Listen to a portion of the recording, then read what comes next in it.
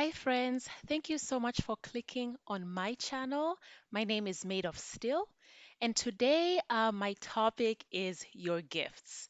So, I was watching a video on Tuco News. They do have a YouTube channel and also a website where they curate African stories, and it's very local. So, whether you're in Kenya or any other place in Africa, you'll truly resonate with their stories.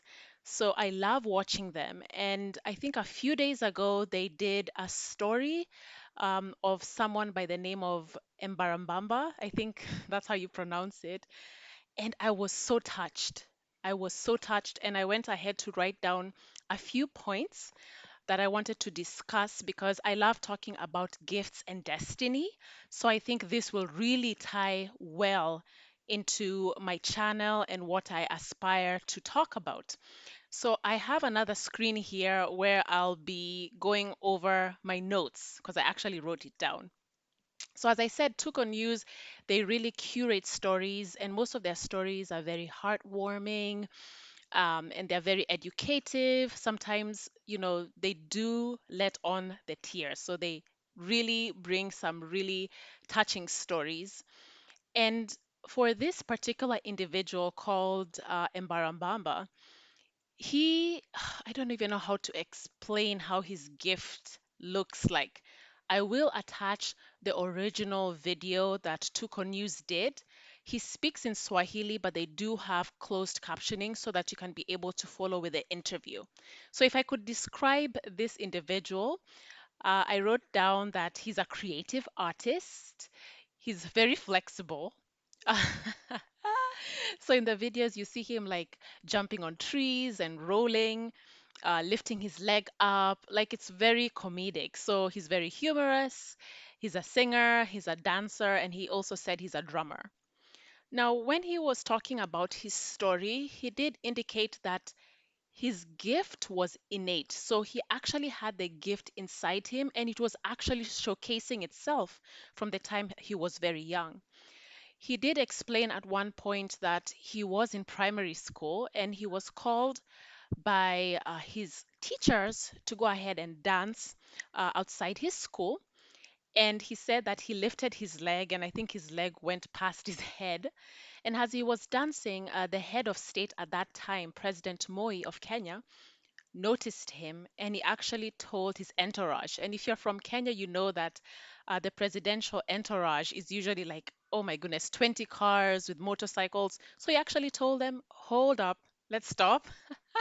And then he went ahead and pulled the boy from the crowd and he ended up rewarding the school. And he gave, I think, almost $1,000 to that specific school.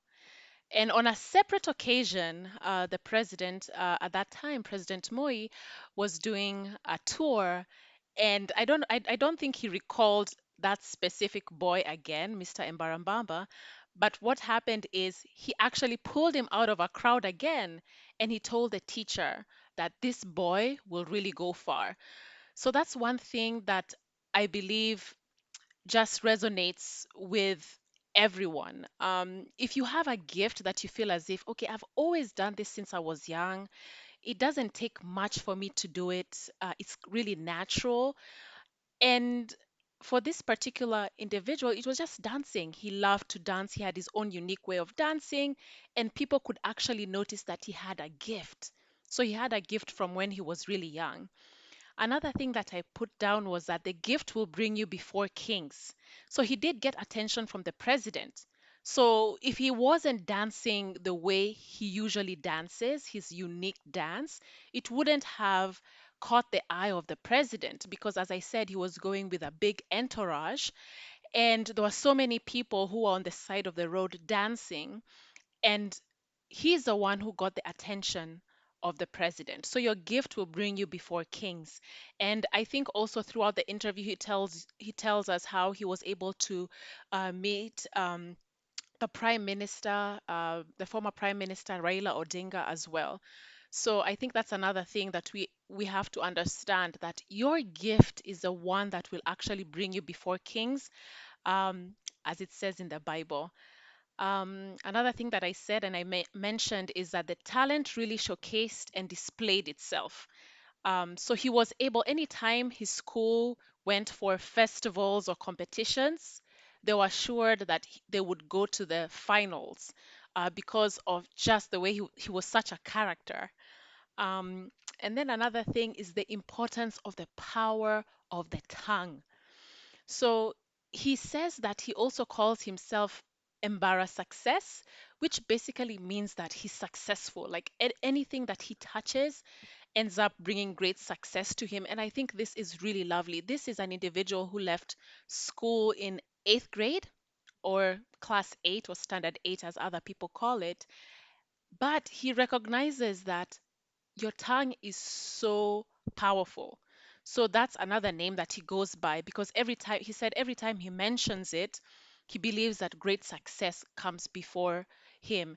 And I think I truly live by this mantra because every time when I wake up in the morning, I do go over Bible verses and I speak over my life because I understand the importance of actually speaking out it out loud.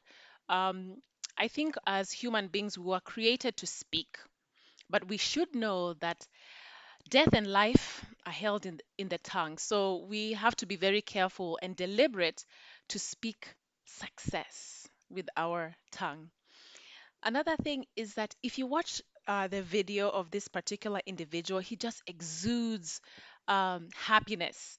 And your gift, if you do align yourself with your gift, if you're fortunate to do that, you will be so happy because you're doing something that you love, that's natural, that brings you happiness. And yeah, that's just something that I saw in the whole video that he was like, oh my gosh, I love doing what I do. Um, Another thing that I noticed was some people in his hometown didn't approve or agree with his style. And then I wrote down that when you pursue your gifts, the people connected to your destiny or gifts aren't necessarily your kinsmen. So, what I mean by that is if you have a gift, that does not necessarily mean that the people around you, your family or your kinsmen or your tribesmen, are the ones who will benefit from it. You may be connected to someone at the end of the world and you're meant to minister to them or touch them in one way or another. So that's one thing that he said that he did get a bit of pushback from his kinsmen or from his hometown. But, and this goes to my next point, that there was a neighboring tribe, the Kalenjin, welcomed him and they really loved him. So, of course, he was speaking in a different language, but they were able to identify and really welcome him to their hometown. So that just tells you that if you have your gift and people around you, maybe your family or your friends, are really not connecting with your gift, or maybe you're not getting all the support that you want, that does not mean that they don't appreciate what you're doing. It's just most likely that maybe they're not connected to your destiny. So you do have to find the people who your gift is attached to their destiny because you're supposed to connect to them. And then I also put that he said he wants to collaborate with other people, but he wants to maintain his authenticity. And I thought that this was so lovely because he did put stipulations that, hey, if anyone wants to collaborate with me, sure, well and good. But I will not dampen the gift that God has given me so that I can accommodate them. If they call me, I will come as I am with the flashy clothes, with the humor, with the comedy. I will come the way I am. And I think this is so powerful because sometimes we want to dim our lights down or change the way our gift functions so that we can be able to please people or accommodate people or not offend people. But I think that was really really powerful when he said it. Um, he doesn't want to change for anyone, and that's beautiful. His authenticity was 110%. Another thing is that in as much as he was authentic, he had to find clever ways in which to package himself.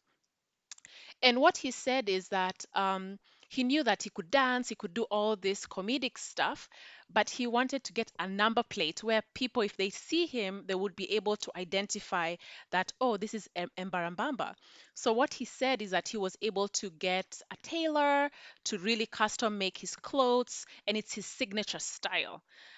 So he found a way to package himself. And I think this is really powerful because, in as much as you have a gift, it doesn't mean that you sit down and you're like, oh, it's going to work for me. No, you actually have to put in a lot of work. You have to have discernment. You have to spend a lot of time researching, maybe networking. So it won't just fall from the sky when you use your gifts. Like success won't fall from the sky. You actually have to figure out, how will I package myself? And he kept on saying over and over again, if anyone sees me the way I am, no matter which area of the world I go to, that's my number plate. That's how people will recognize me. And you know what? People will be drawn to your authenticity.